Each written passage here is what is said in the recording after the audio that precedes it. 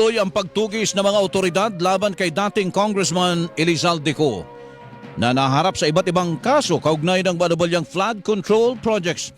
Ayon kay Palmer Malyari, tagapagsalita ng National Bureau of Investigation, halos araw-araw na sinusubaybayan ng kanilang International Operations Division ang kaso at patuloy ang koordinasyon sa iba't ibang bansa upang matunto ng kinaroroonan ng dating kongresista. Hindi naman nagbigay ng karagdagang detalye ang NBI sa eksaktong lokasyon ng mga susunod na hakbang. Ngunit tiniyak na tuloy-tuloy ang kanilang follow-up at monitoring. Samantala, ipinaubaya naman Interior and Local Government Secretary John Vic Remulla sa Department of Foreign Affairs ang paghanap at pagpapauwi kay Co.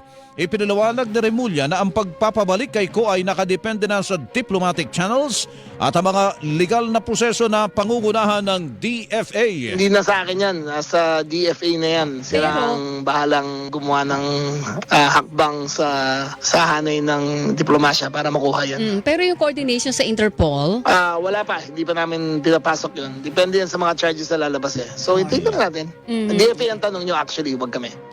Ang tinig ni DILG Secretary John Vic Remulla, nilinaw naman ng DFA na hindi lang sa kanila nakasalalay ang pagpapauwi kay Co.